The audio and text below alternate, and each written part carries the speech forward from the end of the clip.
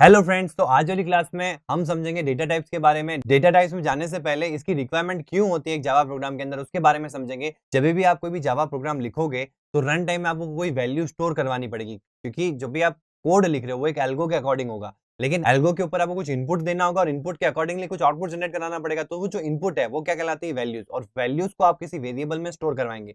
Variables में आपको आगे बताऊंगा वेरिएबल्स क्या होते हैं। तो आप कोई वैल्यू को स्टोर करवाओगे। अब जो वो वैल्यू स्टोर होगी वो किस टाइप की होगी, वो किस तरह डिफाइन होगा? इस डेटा टाइप से। नाम से समझ में आ रहा है, डेटा टाइप यानी कि डेटा का टाइप। तो जब भी हम वेरिएबल को डिक्लेयर करते हैं या उसमें वैल्यू स्टोर करते हैं तो हमको इनकी जरूरत पड़ती है। तो जैसा कि आप यहाँ देख सकते हैं, data type is a special keyword used to allocate sufficient memory space to the data. मतलब जो भी डेटा स्टोर किया जाता है प्रोग्राम के अंदर, उसका टाइप डिफाइन करने के लिए डेटा टाइप कीवर्ड यूज किया जाता है। In other words, data type is used for representing data in main memory, यानी कि हम उसको रैम मेमोरी कहते हैं। रैम रैंडम एक्सेस मेमोरी, जो रन टाइम में हमारा प्रोग्राम एग्जीक्यूट होगा तो हमको जो वैल्यूज उस पर्टिकुलर एल्गो में लगानी है वो किस टाइप की होगी वो डिफाइन करने के लिए हमको डेटाबेस यूज करना पड़ता है। और जब मेमोरी स्टोर होती है वो रैम के अंदर होती है, रैंडम एक्सेस मेमोरी। अब दो कॉन्सेप्ट आपको समझने पड़ेंगे, रैम एंड रोम। रोम होता है आपका रीड ओनली मेमोरी, जो स्टैटिक, अगर आपने कोई भी वैल्यू को स्टोर करवाना है कि जब प्रोग्राम क्लोज हो जाएगा उसके बाद में वो स्टोर रहेगी तो हम रोम में स्टोर करते हैं। जैसे कि हम डेटाबेस वगैरह जो भी काम करते हैं तो वो हम किस में करते हैं? रोम के अंदर। लेकिन जो रन टाइम अगर आपको कोई भी वैल्यू स्टोर करवानी तो वो किस में होती है? रैम के अंदर, रैंडम एक्सेस मेमोरी के अंदर। तो डेटा टाइप का कॉन्सेप्ट आपको समझ में आया कि डेटा टाइप का मतलब क्या होता है, कि जब भी आपको कोई वैल्यू स्टोर करवानी पड़ती है तो वैल्यू का टाइप मेंशन करना बहुत जरूरी है कि ये किस टाइप की वैल्यू है। तो इसीलिए हम डेटा टाइप को यूज करते हैं। अब डिफरेंट टाइप के डेटा टाइप्स होते हैं, उनमें से दो जो डेटा टाइप्स है वो यहाँ पे मेंशन है, primitive data types and non primitive data types. अब प्रिमिटिव और नॉन प्रिमिटिव में डिफरेंस क्या है? तो प्रिमिटिव डेटा टाइप्स का मतलब क्या होगा कि इन पर्टिकुलर डेटा टाइप्स को यूज करने के लिए इनकी क्लासेस को आपको इंपोर्ट करने की रिक्वायरमेंट नहीं है अपने प्रोग्राम के अंदर, ठीक है। जबकि नॉन प्रिमिटिव डेटा टाइप्स क्या हो गया कि ये पर्टिकुलर जो नॉन प्रिमिटिव डेटा टाइप्स हैं इनको अगर आपको एक्सेस करना है, यानी इनको अगर आपको डिफाइन करना है अपने वेरिएबल के लिए, तो आपको इनको पहले इंपोर्ट करना पड़ेगा, देन उनका ऑब्जेक्ट डिफाइन करना पड़ेगा, मतलब एक इंस्टेंस क्रिएट करना पड़ेगा रन टाइम में। अब प्रिमिटिव डेटा टाइप में कौन सा आता है? Boolean, character, int, short, byte, long, float and double. और नॉन प्रिमिटिव में आते हैं आपके string, classes, interface and arrays, ठीक है। अब मैं आपको एकदम ब्रीफ आइडिया दे देता हूँ इनका। बुलियन होता है आपकी जो ट्रू फॉल्स वैल्यू, अगर आपको ट्रू और फॉल्स वैल्यू स्टोर करवानी है तो हम बुलियन डेटा टाइप यूज करेंगे।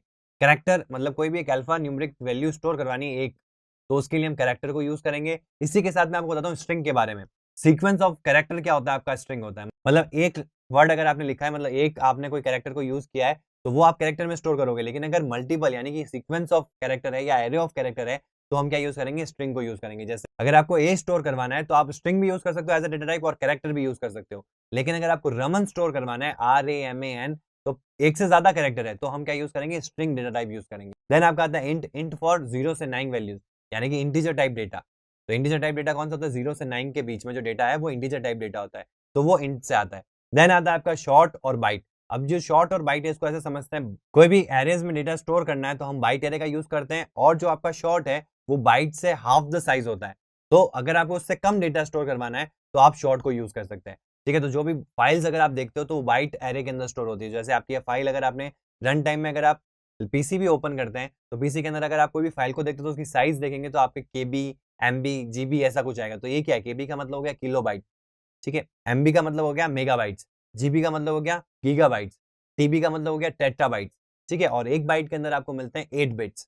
तो 8 बिट्स की एरे होती है जिसमें डेटा स्टोर होता है और कलेक्टिवली ये एरे के अंदर स्टोर होता है। तो एक लॉन्ग डेटा या एक फाइल को स्टोर करवाना है तो हम इनकी जरूरत पड़ती है, ठीक है। उसके बाद में आता है आपका लॉन्ग डेटा टाइप। अब लॉन्ग का यूज होता है, अब लॉन्ग जो है वो इंटीजर टाइप की वैल्यू को स्टोर करने के लिए काम आता है। तो क्वेश्चन आता है जब इंटीजर है तो फिर लॉन्ग क्यों है? तो इंटीजर की एक लिमिट होती है, यानी उसकी एक रेंज होती है। अगर उस रेंज से ज्यादा कोई वैल्यू है तो उस केस में वो क्या यूज करना पड़ता है? लॉन्ग को यूज करना पड़ता है, ठीक है। देन आता है आपके पॉइंट वाली वैल्यूज, डेसिमल वैल्यूज।